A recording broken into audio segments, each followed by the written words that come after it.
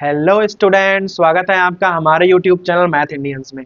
कक्षा 12 गणित में इस समय हमने शुरू किया है पहला चैप्टर संबंध एवं फलन, रिलेशंस एंड फंक्शंस।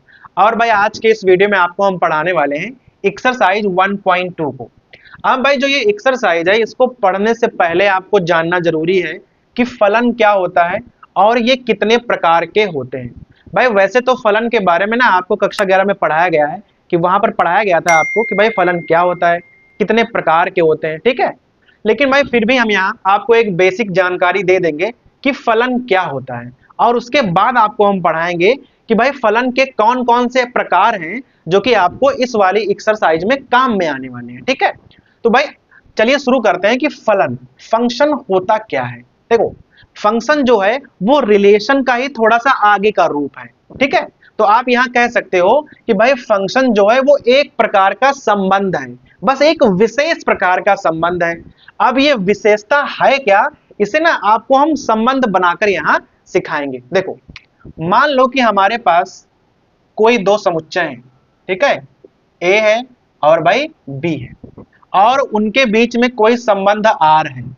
अब ये वाला संबंध फलन कब बन जाएगा ये यहां पर आपको देखना पड़ेगा। संबंध तो है ये, लेकिन एक विशेष प्रकार का संबंध हम बनाएंगे ताकि वो फलन कहा जाए। अब देखो मान लो कि यहां पर आपके पास ए बी सी डी चार अवयव हैं, यहां पर 1 2 3 4 5 अवयव हैं, ठीक है। अभी क्या होता है, जैसे मान लो कि भाई इसका संबंध इसके साथ में है, इसका संबंध इसके साथ में है, ये तो सब आप कक्षा 11 में पढ़कर आए हो। तो भाई इसे कहते हैं हम संबंध। अब इस संबंध को हम थोड़ा सा विशेष बना देंगे ताकि वो फलन हो जाए। तो भाई उससे पहले ना आप यहाँ कुछ परिभाषाएं सीख लो जो कि भाई आगे हम यूज करने वाले हैं। सबसे पहले देख लो, इसे हम कहते हैं डोमेन, हिंदी में कहते हैं प्रांत, और भाई इंग्लिश में क्या कहते हैं, डोमेन कहते हैं, जो हमारा इधर वाला है, ठीक है। इसे हमने क्या कहा, इसे हमने कहा डोमेन। जो हमारा ये वाला है ये हमारा कोडोमेन है, इंग्लिश में कहेंगे भाई कोडोमेन और भाई हिंदी में कहेंगे सह प्रांत। तो जो ये वाला हमारा समुच्चय है उसे हम लोग प्रांत कहेंगे और जो उधर वाला है उसे हम लोग कहेंगे सह प्रांत। डोमेन और कोडोमेन ये कौन चीजें हैं जहां पर आपस में हम संबंध रिलेशन को दिखाने वाले हैं। तो ये हो गया डोमेन, ये हो गया हमारा कोडोमेन। अब भाई आप सोच रहे होंगे कि यहां पर परिसर कहां चला गया है, परिसर अर्थात रेंज। भाई तीन लोग एक साथ आपको पढ़ाए जाते हैं, एक तो होता है डोमेन, एक कोडोमेन और तीसरा होता है रेंज। तो रेंज को अभी हम बताने वाले हैं कि भाई रेंज और कोडोमेन में कितना अंतर होता है। पहले तो आप देख लो कि भाई रिलेशन क्या है। जैसे मान लो सी का 3 के साथ में है और भाई डी का 4 के साथ में रिलेशन है, ठीक है। तो अभी आपसे पूछ दे कि भाई यहां पर डोमेन क्या होगा, तो डोमेन होगा ए कामा बी कामा सी कामा डी। ये वाला हमारा पूरा क्या हो जाएगा, ये हो जाएगा हमारा डोमेन। जो ये वाला पूरा है 1 कामा 2 कामा 3 कामा 4 कामा 5, ये हमारा कोडोमेन है, इसे हम कहते हैं सह प्रांत। तो अब रेंज क्या है, रेंज वो होती है जब डोमेन से जो कोडोमेन में जो हमारे प्रतिबिंब होते हैं, ठीक है, जिनके साथ संबंध है कोडोमेन में, उन्हें हम कहते हैं रेंज। अब यहां रेंज क्या हो जाएगी 1 2 3 4, लेकिन भाई रेंज में हम 5 को नहीं लिखेंगे, जबकि कोडोमेन में ये 5 भी शामिल है, लेकिन रेंज में ये 5 शामिल नहीं है। चित्र देखकर आप समझ गए होंगे कि रेंज में ये 5 शामिल क्यों नहीं है, क्योंकि भाई 5 किसी भी चीज का प्रतिबिंब नहीं है। अब देख लो जो हमारे इधर के अवयव होते हैं, जो हमारे डोमेन है, ठीक है, उन्हें हम कहते हैं पूर्व प्रतिबिंब। अब देखना पूर्व प्रतिबिंब, और जो इधर वाले होते हैं इन्हें हम कहते हैं प्रतिबिंब, इमेज। अब देखो जैसे हम कह देंगे ए की इमेज क्या है बी में 1 है, बी की इमेज क्या है बी में 2 है, भाई ये ए है ये बी है, ठीक है। सी की इमेज क्या है 3 है, डी की इमेज क्या है 4 है। इसका आप उल्टा भी बोल सकते हो कि एक का पूर्व प्रतिबिंब क्या है ए है, 2 का पूर्व प्रतिबिंब क्या है बी है, 3 का सी है, 4 का डी है, ठीक है। तो ये कुछ ना शब्दावली है जो कि हम आगे यूज करने वाले हैं। जैसे आपसे सीधे हम पूछेंगे बताओ भाई डी की इमेज क्या है, तो आप कह दोगे कि भाई डी का प्रतिबिंब बी में जो है वो 4 है। तो ये तो जब पूरा आपको बताया ना हमने, ये पूरा है संबंध जो कि आपको भाई कक्षा 11 में पढ़ाया जा चुका है। अब ये संबंध जो है वो फलन कब बन जाएगा? तो फलन बनने के लिए ना दो कंडीशन होती हैं। भाई जो हमारा संबंध है वो फलन कब बन जाएगा? उसके लिए हमारे पास क्या है? हमारे पास दो कंडीशन है। अगर कोई संबंध जो है वो इन दो कंडीशन को फॉलो करेगा तो हम उसे फलन कहेंगे, और अगर इन दो कंडीशन को फॉलो नहीं करेगा तो हम उसे फलन नहीं कहेंगे। तो भाई आइए आपको बताते हैं वो कौन कौन सी कंडीशन है जो कि एक संबंध को फलन बना देती हैं। तो भाई आइए आपको दिखाते हैं कि कौन कौन सी दो कंडीशन होती हैं। तो उसके लिए हम क्या करेंगे, ए बी, और भाई जो यहां आपकी बार संबंध था उसे हम एफ लिखे ले रहे हैं, फंक्शन, ठीक है, क्योंकि अब जो ये संबंध है वो भाई फलन बन गया है। बस दो कंडीशन के प्रयोग से ये फलन बन जाएगा। तो भाई दो फिगर आपको हम बनाकर दिखाएंगे जिससे आपको पता चल जाएगा कि कोई संबंध फलन कब बन जाता है। ठीक है, देखना, यहां ले लो ए बी सी डी, यहां 1 2 3 4 5, सेम यहां पे ले लेंगे ए बी सी डी 1 2 3 4 5, इधर आप कुछ भी ले सकते हो, कोई दिक्कत नहीं। अब देखो पहली कंडीशन क्या होती है कि जो हमारा डोमेन है, ठीक है, ये हमारा डोमेन है, ये वाला क्या है, ये हमारा कोडोमेन है। डोमेन के जो हमारे पास अवयव हैं ए बी सी डी, चाहे कोई भी अवयव हो इससे फर्क नहीं पड़ता है, जो डोमेन के अवयव हैं एक अवयव का एक यूनिक प्रतिबिंब होना चाहिए कोडोमेन में। अर्थात भाई किसी एक डोमेन का जो अवयव है उसके कोडोमेन में दो इमेज नहीं हो सकते हैं। अब इसको सामान्य भाषा में समझ लो, जैसे मान लो B का इमेज है 1, ठीक है भाई, डोमेन में कोई चीज है B, उसका कोडोमेन में इमेज क्या है 1, और मान लो B का इमेज 2 भी है, तो यहां पर B का इमेज 1 है, B का इमेज 2 है। अगर कहीं पर ऐसा हो रहा है तो समझ जाओ वो वाला फंक्शन नहीं है। ये संबंध तो है लेकिन ये फंक्शन नहीं होगा। अर्थात कभी भी ऐसा नहीं होना चाहिए कि डोमेन के किसी एक सदस्य की कोडोमेन में दो इमेज बन जाए। ठीक है, अगर आप इंसान एक हो तो आपकी एक इमेज होनी चाहिए, एक इंसान की दो इमेज नहीं चल पाएंगी। भाई ये नहीं है कि बी ईमानदार भी है और बी यहाँ चोर भी है, ऐसा नहीं चल पाएगा। या तो बी केवल ईमानदार हो या बी केवल चोर हो, ठीक है, वो चलेगा। अगर ऐसा है तो वो फंक्शन है, लेकिन ये नहीं होगा कि भाई बी यहाँ ईमानदार भी है बी यहाँ चोर भी है। एक इंसान की दो इमेज नहीं चल पाएंगी। आप भाई ऐसे ना साधारण शब्दों में समझ लो कि ये इंसान है, ये उनकी इमेज है कि भाई वो किस प्रकार की पर्सनालिटी है उनकी। तो किसी एक इंसान की दो पर्सनालिटी दो इमेज नहीं चल पाएंगी। अगर दो इमेज हैं तो वो फंक्शन नहीं होगा। अर्थात एक इंसान की यहां पर भाई एक ही इमेज होनी चाहिए। जैसे बी की इमेज है 1, ए की 2 मान लो, सी की 3 मान लो और डी की मान लो 4 है। अगर इस प्रकार से कोई रिलेशन है तो कहा जाएगा कि ये वाला फंक्शन है। ठीक है, अगर इस प्रकार से कहीं पर बना है तो आप समझ जाओ ये वाला फंक्शन होगा। अर्थात एक इंसान की एक ही इमेज होनी चाहिए, लेकिन इसका उल्टा जो है वो हो सकता है। जैसे, अब उल्टा क्या है, जैसे मान लो कोई दो इंसानों की सेम इमेज हो सकती है। एक इंसान की दो इमेज नहीं होनी चाहिए, लेकिन दो इंसानों की अगर एक इमेज है तो चल जाएगा। जैसे मान लो ए वाला भी ईमानदार है, साथ में भाई बी वाला भी ईमानदार है। अगर ऐसा है तो ये फंक्शन है। ठीक है, सी वाला मान लो कुछ और है, डी वाला मान लो कुछ और है। अब देखो यहां पर दो अवयव हैं, उनकी सेम इमेज है एक, तो ये वाला फंक्शन हो जाएगा। लेकिन अभी जो हमने बनाया था कि बी की इमेज एक भी थी बी की इमेज 2 भी थी, वो नहीं चल पाएगा। तो समझ में आ गया। तो ये वाला जो है ये काफी ना आपको बारीकी से पढ़ना पड़ेगा। साधारण शब्दों में क्या होगा कि भाई कोई एक इंसान की दो इमेज नहीं चल पाएंगी, बी ईमानदार भी है बी चोर भी है, ऐसा नहीं चल पाएगा। लेकिन ऐसा हो सकता है कि ए और बी दोनों ईमानदार हैं, चल जाएगा। ए और बी दोनों चोर हैं, चल जाएगा। ठीक है, तो अगर मान लो सबके सब चोर हैं, वो भी चल जाएगा। ए बी सी डी सब चोर हैं, या कहते ए बी सी डी सब ईमानदार हैं, वो भी चल जाएगा। लेकिन ऐसा नहीं हो सकता है कि ए चोर भी है, ईमानदार भी है, कुछ और भी है। ठीक है, एक इंसान की एक से ज्यादा इमेज नहीं होनी चाहिए, लेकिन कई इंसानों की एक इमेज हो सकती है। ठीक है, तो ये हमारी पहली कंडीशन है। अगर ये फॉलो हो रही है तो आप समझ जाओ कि वो वाला संबंध जो है फलन होगा। ठीक है, अब दूसरी कंडीशन क्या है भाई? ये जो कंडीशन है ना, ये बहुत ध्यान से आपको देखनी पड़ेगी, और यहां भाषा से ज्यादा ना आपको इन प्रतिबिंब पे ध्यान देना होगा। अगर आप ये सब कुछ समझ गए ना, तो संबंध फलन कुछ भी नहीं है आपके लिए। अब यहां ध्यान देना, 1 2 3 4 5 6, A B C D E F, इस प्रकार से।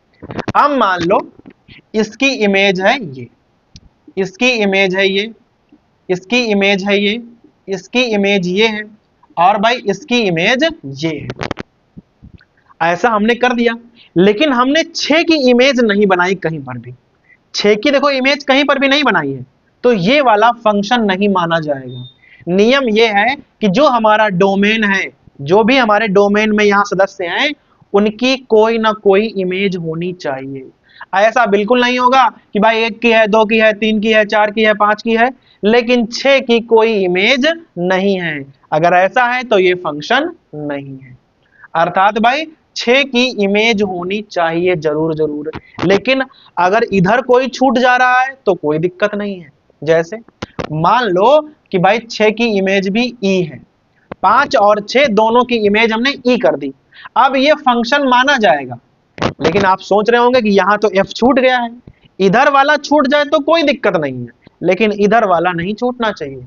तो हमारे पास दो कंडीशन हो गई भाई। एक तो कंडीशन ये है कि किसी भी किसी भी एक इंसान की दो इमेज नहीं होनी चाहिए, किसी भी एक अवयव की दो इमेज नहीं होनी चाहिए।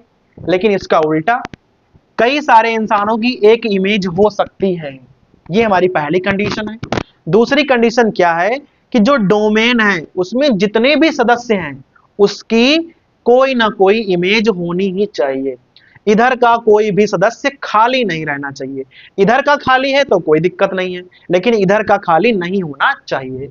अगर ये दोनों कंडीशन भाई फुलफिल हो रही हैं तो आप समझ जाओ वो वाला संबंध फंक्शन होगा। ठीक है, तो फंक्शन कोई नई चीज नहीं है, बस एक प्रकार का संबंध है। लेकिन हुआ क्या है कि यहां पर उन्होंने दो कंडीशन जोड़ दी कि भाई ये दो कंडीशन फॉलो करोगे तो संबंध को फलन कहा जाएगा, अन्यथा उसे फलन नहीं कहा जाएगा, संबंध वो तब भी रहेगा। ठीक है, तो ये सब आपको ना कक्षा 11 में ही पढ़ा दिया गया था कि भाई फलन क्या है और ये किस प्रकार से थोड़ा सा अलग है संबंध से। अब आपको हम पढ़ाने वाले हैं कि भाई इंटर में कक्षा 12 में एक्सरसाइज 1.2 में फलन के कौन कौन से आपको प्रकार पढ़ने हैं, कौन कौन से पढ़ने जरूरी हैं, जिससे आप ये वाली एक्सरसाइज हल कर पाओगे। तो भाई अभी आप ध्यान दो कि आपको ना फलन के कौन कौन से प्रकार पढ़ने हैं कक्षा 12 के लिए। देखो, केवल आपको ना दो प्रकार पढ़ने हैं। एक तो होता है एकाकी और भाई दूसरा होता है आच्छादक। केवल आपको यहां पर दो प्रकार पढ़ाए जाएंगे फलनों के। कक्षा 11 में आपको कई सारे प्रकार पढ़ाए गए थे। ठीक है, बहुपद फलन, परिमेय फलन, एकांकी फलन, ठीक है, इस प्रकार से। लेकिन यहां पर आपको केवल दो ही फलन पढ़ाए जाएंगे। पहला होगा एकाकी, इसे कहेंगे हम 1-1 फंक्शन, और भाई दूसरा होगा आच्छादक, इसे कहेंगे हम ऑन टू फंक्शन। ठीक है, ये पहला हो गया और ये हो गया हमारा दूसरा फंक्शन। तो केवल आपको ये दो फंक्शन समझने हैं और समझो एक्सरसाइज 1.2 आपकी हो जाएगी।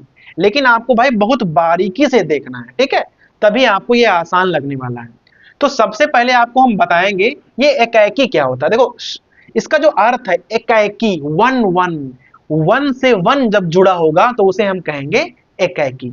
अब इसे भाई जरा उदाहरण से देख लो। मान लो हमारे पास यहाँ कोई दो समुच्चय हैं, ए है और बी है। इस प्रकार से हम ना एक साथ यहाँ पर दो उदाहरण लेके चलेंगे।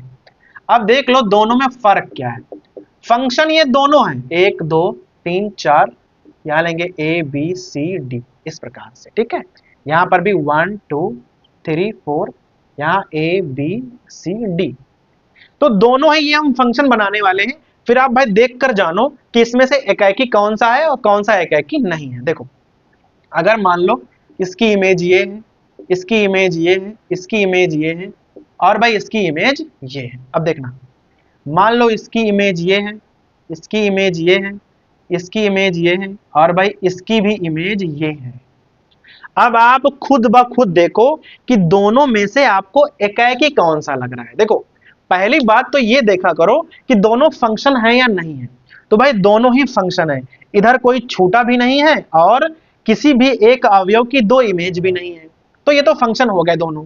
अब फंक्शन है तो इसमें जरा देखो कि दोनों में से एकाकी कौन सा है। एकाकी मतलब 1 से 1, जब एक का एक के साथ हो, ठीक है, अर्थात एक बंदे की एक ही इमेज हो, ठीक है, अर्थात एक इमेज वाला एक ही बंदा हो, एक से ज्यादा ना हो। जैसे देख लो, यहां इसके पास यूनिक इमेज है, सबके पास यूनिक इमेज होनी चाहिए, ठीक है। यूनिक का मतलब है अद्वितीय इमेज होनी चाहिए। दो लोगों की एक इमेज नहीं चल पाएगी। 2 की बी है, 3 का सी है, 4 का डी है, ये एकाकी है। ये वाला क्यों नहीं है? 1 का ए है, 2 का बी है, लेकिन 3 का भी सी है, 4 का भी सी है, अर्थात यहां पर 3 और 4 दोनों के पास सेम इमेज है। तो दोनों यूनिक इमेज वाले लोग नहीं हैं। तो जहां पर सबकी यूनिक इमेज होगी, अद्वितीय प्रतिबिंब होगा, उसे हम कहेंगे वो एकाकी है। और जहां पर यूनिकनेस नहीं रहेगी वो एकाकी नहीं होगा। तो चित्र बनाकर ना आप बहुत आराम से समझ सकते हो कि कौन सा एकाकी है और कौन सा एकाकी नहीं है। समझ में तो आ गया ना? अभी आ जाओ आच्छादक पे। ये भी बड़ा आसान है, फिगर बनाएंगे और भाई समझ में आ जाएगा। इस प्रकार से देखना, 3 फिगर बनाएंगे, ठीक है। यहां पर ये हो गया A B function, A B function, ये हो गया ए बी और ये फंक्शन हो गया। देखो, ए बी सी डी, वहां 1 2 3 4 5 भी कर लो। ए बी सी डी 1 2 3 4 5, यहाँ ए बी सी डी, यहाँ 1 2 3 4 5, सब कुछ हमने एकदम सेम बनाया है, ठीक है। अब देखो, मान लो इसकी इमेज ये है, इसकी ये वाली है, इसकी ये वाली है, और भाई इसकी है ये वाली इमेज। क्लियर है यहाँ पे? अब ये आपको देखने से ही लग रहा होगा कि भाई ये वाला एकाकी है। एकाकी तो है, देख लो, ऐसे ही तो बना है, एक का एक के साथ में है, तो एकाकी तो है। लेकिन प्रॉब्लम ये है कि इधर जो 5 हैं ये छूट गए हैं, इधर ये 5 छूट गए। देखो, इधर वाला कोई छूट जाएगा तो वो फंक्शन होगा, ये बात तो है। अगर ये 5 छूट गए हैं तो ये फलन तो है, लेकिन ये आच्छादक फलन नहीं है। तो अगर इधर वाला कोई छूट जाएगा तो हम उसे आच्छादक फलन नहीं कहेंगे, अर्थात ये ऑनटू फंक्शन नहीं है। तो ऑनटू नहीं तो है क्या? ये इनटू फंक्शन है, ठीक है। ये ऑनटू फंक्शन नहीं है, ये इनटू फंक्शन है। ये कब होता है? जब हमारे पास कोई इमेज खाली रह जाए तब। भाई इधर 5 है, इसको कोई पूछ ही नहीं रहा है, ठीक है। डी वाले ने 4 को कर लिया, सी ने 3 कर लिया, बी को 2 ने कर, एक को 1 ने कर लिया। तो इसको जब कोई पूछ नहीं रहा है तो ये वाला आच्छादक फलन नहीं कहा जाएगा, ठीक है।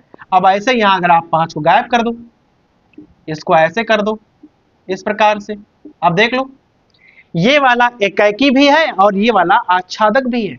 भाई देख लो, सिंगल सिंगल मिला है ना, सबके पास यूनिक इमेजेस हैं, तो ये एकाकी भी होगा। और इधर वाला कोई खाली भी नहीं छूटा है, तो ये वाला आच्छादक भी होगा, ठीक है। अभी यहां पर भी आ जाओ, देखना, इस प्रकार से आप कर लो, इस प्रकार से कर लो। अब मान लो ऐसा हम बना दें, तो भाई आपको देखकर लग रहा होगा कि ये वाला आच्छादक नहीं है, क्योंकि भाई इधर 4 खाली रह गए हैं। तो आप सच तो सोच रहे हो, लेकिन भाई ऐसा नहीं है, ये वाला फंक्शन ही नहीं है। क्योंकि अगर इधर कोई खाली छूट गया, इधर वाला कोई खाली छूट गया, तो ये वाला फंक्शन ही नहीं माना जाएगा। वैसे अगर भाई ध्यान से देखो तो ये एकाकी लग रहा है कि भाई एक का एक के साथ में है तो एकाकी है, इधर कोई छूट गया है तो ये आच्छादक नहीं है। लेकिन चूंकि इधर भी छूट गया है तो ये फलन ही नहीं है। तो अंतर समझे आप, अगर इधर कोई खाली छूट जाएगा तो वो फंक्शन ही नहीं है। जब फंक्शन नहीं है तो एकाकी आच्छादक से हमें मतलब ही क्या है। ठीक है, तो पहली बात तो वो फंक्शन होना चाहिए, तो इधर का कोई खाली ना छूटे, फिर सबका सिंगल सिंगल है तो एकाकी है। ठीक है, और अगर इधर भी कोई खाली नहीं छूटा है तो वो आच्छादक भी बोला जाएगा। अगर कोई चीज एकाकी नहीं है, जैसे ये वाला एकाकी है और ये वाला एकाकी नहीं है, तो जो चीज एकाकी नहीं होगी उसे हम बोलेंगे मैनी वन, उसे बोलेंगे हम वन वन। और अगर कोई चीज नहीं होगी एकाकी तो उसे हम बोलेंगे मैनी वन, बहु एक, उसे बोलते हैं हिंदी में एकाकी, इसे हिंदी में बोलते हैं बहु एक। तो भाई समझ में आ गया होगा कि एकाकी कौन है और आच्छादक कौन है। अगर आप इस प्रकार से ना प्रतिचित्रण कर लेते हो, मैपिंग कर लेते हो, और भाई ये आपको समझ में भी आ रही है, तो एकाकी आच्छादक आपको बहुत आसान लगने वाले हैं। ठीक है, क्योंकि भाई अगर आप शब्दों में लिखोगे तो काफी कठिन लगती हैं परिभाषाएं, लेकिन अगर आप इस प्रकार से समझते हो तो काफी आसान लगता है आपको। अब आपको हम एक दो उदाहरण समझाएंगे जो कि भाई किताब में आगे दिए हुए हैं, वहां पर आपको बताएंगे कि कौन सा एकाकी है और कौन सा आच्छादक है। अब भाई देख लो उदाहरण, हमारे पास कोई फंक्शन, उदाहरण नंबर 8 लिख रहे हैं, लिखा है function x equal to 2x, और भाई फंक्शन है किसके बीच में, ये इस पर ना ध्यान दिया करो, फंक्शन है नेचुरल नंबर्स और नेचुरल नंबर्स के बीच में, अर्थात हमारे पास जो दोनों समुच्चय है वो दोनों ही नेचुरल नंबर हैं, अर्थात प्राकृतिक संख्याएं हैं। देखो कोई भी फंक्शन ना एकाकी होगा या आच्छादक होगा, ये डिपेंड करेगा इस पर नहीं, डिपेंड करेगा कि आपके पास समुच्चय कौन कौन से हैं। अभी देखना कैसे डिपेंड करेगा, जैसे लिखा है फंक्शन x बराबर 2x, यहां लिखा है n टू n, n का मतलब होता है नेचुरल नंबर्स, प्राकृतिक संख्याएं।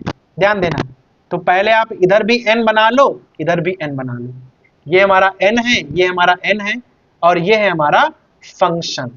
ठीक है, तो इधर होगा x और इधर होगा फंक्शन x, जिसका मान क्या है, जिसका मान है 2x के बराबर। अब देख लो n में संख्याएं कौन कौन सी आएंगी, भाई प्राकृतिक संख्याएं हैं तो शुरुआत होती है 1 2 3 4 5 6 7, इस प्रकार से आगे आप गिनतियां ना लिखते चले जाओगे, 1 2 3 4 5 6 7 dot dot dot dot dot dot. ठीक है, तो ये तो आपने लिख लिया। अब भाई देखो सवाल में कह क्या रहा है, कह रहा है कि आपको भाई दिखाना है कि ये वाला एकाकी है लेकिन आच्छादक नहीं है। ठीक है, तो जो ये वाला फंक्शन है ये एकाकी तो है लेकिन ये आच्छादक नहीं होगा, ऐसा आपको दिखाना है। अब देखो जरा आप x का मान पहले 1 रखो, x का मान 1 रखो तो फंक्शन का मान क्या है 2x, दुगुने के बराबर। तो अगर x का मान 1 रखोगे तो x के मान यहां रखे जाएंगे, उत्तर जो आएगा वो यहां रखा जाएगा। अगर आप x का मान 1 रखोगे तो उत्तर कितना आएगा, उत्तर आएगा 2 के बराबर। बहुत ध्यान देना, 2 रखोगे तो आएगा 4 के बराबर, 3 रखोगे तो आएगा 6 के बराबर, 4 रखोगे तो आएगा 8 के बराबर, अगर 5 रखोगे तो आएगा 10 के बराबर, इस प्रकार से आएगा। 6 रखोगे तो 12 आएगा, 7 रखोगे तो 14 आएगा। ठीक है, इस प्रकार से इसकी मैपिंग बन जाएगी। अब जरा ये देखो कि ये एकाकी है या नहीं है, तो भाई आपको साफ साफ देखने में लग रहा होगा कि ये एकाकी है, क्योंकि भाई एकाकी क्या होता है, जब सबके पास यूनिक इमेज हो। ठीक है, ऐसा नहीं हो सकता है कि आप x का मान 1 रखो तो फंक्शन का मान लो 2 आ गया। अभी आप यहाँ x का कोई भी मान रखकर देख लो, उत्तर 2 कभी नहीं आएगा, कभी आ ही नहीं सकता है। 1 पे आएगा 2, लेकिन अगर 1 के अलावा आप कोई मान ट्राई करो, कोई भी मान दिमाग में लाओ, आप ऐसा मान रख दो जिसका आप दोगुना करो और 2 आ जाए, केवल 1 का दोगुना 2 होगा, उसके अलावा कोई संख्या हो ही नहीं सकती। अर्थात सबके पास अपनी यूनिक इमेज है, इसलिए ये वाला एकाकी कहा जाएगा, ये वाला एकाकी तो है। अब ये वाला आच्छादक नहीं है, क्यों नहीं है देख लो, जैसे 1 को यहां कोई नहीं पूछ रहा, 3 को कोई नहीं पूछ रहा, 5 को कोई नहीं पूछ रहा, 7 को, 9 को, अर्थात इधर की जो विषम संख्याएं हैं उनको कोई पूछेगा ही नहीं। अर्थात ऐसी इधर कोई संख्याएं ही नहीं होंगी जिसका आप दोगुना कर दो और वो एक विषम संख्या हो। किसी भी प्राकृतिक संख्या का दोगुना कभी भी विषम संख्या नहीं होगा। अर्थात ये लोग इधर खाली पड़े रहेंगे और इधर अगर एक भी लोग खाली हैं तो आप समझ जाओ कि वो आच्छादक नहीं होगा। लेकिन ये वाला एकाएकी आपने प्रूव कर दिया है। सिंगल इमेज है, यूनिक इमेज है, एकाएकी है। कुछ लोग खाली छूट गए हैं इसलिए आच्छादक बिल्कुल नहीं होगा। तो अगर आप इस प्रकार से बनाना जान गए ना, मैपिंग करना जान गए, तो आप किसी भी फंक्शन को बड़े आराम से प्रूव कर सकते हो कि वो एकाएकी है, आच्छादक है या नहीं है। ठीक है, अगला उदाहरण देख लो भाई, इसी प्रकार से है। अभी देखो फंक्शन यही है, फंक्शन यही है, लेकिन अभी फंक्शन आर से आर में है। ठीक है, आर से आर में है। अब कह रहा है ये एकाएकी आच्छादक दोनों होंगे। अब देखो सवाल यही है, लेकिन यहां एन से एन था, अभी कह रहा है आर से आर में है। आर का मतलब है रियल नंबर्स, वास्तविक संख्याएं। अब देखो भाई नेचुरल नंबर्स में और रियल नंबर्स में फर्क कितना होता है। देखो बना लो भाई, यहां पर बड़ा बड़ा इस प्रकार से आपने बना लिया। अब जो हमारी वास्तविक संख्याएं हैं उनमें काल्पनिक संख्याओं को छोड़कर बाकी सब संख्याएं आएंगी। माइनस की भी आएंगी, प्लस की भी आएंगी, जीरो भी आएगा, परिमेय संख्याएं भी आएंगी, दशमलव की संख्याएं भी आएंगी, सब संख्याएं आएंगी। देखना जैसे मान लो माइनस का 8 आया, माइनस का 7 भी आया, 6 भी आया, 5 भी आया, 4 भी आया, जीरो भी आएगा, 1 भी आएगा, 2 भी आएगा, 3 भी आएगा, 4 आएगा, और दशमलव की संख्याएं भी आएंगी। जैसे 1.5 भी आएगा, 2.5 भी आएगा, 3.5 भी आएगा, और इनकी माइनस की संख्याएं भी आएंगी। जैसे 1.5 माइनस का, -2.5, -3.5, इस प्रकार से कोई भी संख्याएं आ जाएंगी। ये हमारी रियल नंबर्स हैं। बस खाली आप काल्पनिक संख्या ना लिखो, बाकी अगर आप कोई भी संख्या लिख दोगे तो वो रियल नंबर्स ही मानी जाएगी। सेम आपको इधर भी उतारना है। ठीक है, 0 है, 1 है, 2 है, 3 है, 4 है, 5 है, 6, 7, 8, और माइनस में इस प्रकार से भाई उतार लो। अब देखना कि खाली समुच्चय बदलने से कितना फर्क आ जाएगा। ठीक है, ये r से r में है और ये हमारा फंक्शन x है। ये x होगा और ये वाला होगा हमारा 2x, क्योंकि उत्तर है 2x के बराबर। देखना अभी आप 1 रखोगे तो 1 तो 2 के बराबर होगा। भाई 1 का दुगुना कितना होगा? 2। अभी यहां देखना 1.5 का दुगुना क्या होगा? 3। 2 का दोगुना 4, 2.5 का 5 के बराबर, 3 का 6 के बराबर, 3.5 का 7 के बराबर। देख रहे हो, अब यहां पर कोई भी संख्या छूट नहीं रही है। यहां पर विषम संख्याएं छूट गई थी क्योंकि यहां आप दशमलव में संख्या नहीं ले सकते थे, लेकिन वास्तविक संख्याओं में आप कोई भी संख्या लिख सकते हो, केवल काल्पनिक नहीं लेनी है। 0 का 0 होगा, -1 लोगे तो -2 हो जाएगा, -0.5 लोगे तो -1 आ जाएगा। अभी क्या है, अगर आप मिलाओगे ना तो इधर कोई छूटेगा नहीं, सबको कुछ ना कुछ मिल जाएगा, और जब मिल जाएगा तो वो आच्छादक होगा और एकाएकी तो होगा ही होगा, क्योंकि किसी भी संख्या का दोगुना करोगे तो उत्तर यूनिक आएगा। कोई भी दो संख्याएं ऐसी नहीं होंगी जिनका आप दोगुना करो और उत्तर बराबर आ जाए, ऐसा हो ही नहीं सकता है। ठीक है, तो देखा आपने, ये वाला एकाएकी आच्छादक दोनों है और ये वाला एकाएकी है लेकिन आच्छादक नहीं है। लेकिन दोनों में फंक्शन सेम है, फलन सेम है। फर्क क्या था, ये वाला रियल नंबर्स के बीच में है और ये वाला नेचुरल नंबर्स के बीच में है। तो हमने आपको बताया ना कि फंक्शन से कोई फर्क नहीं पड़ेगा कि वो एकाएकी है या आच्छादक है।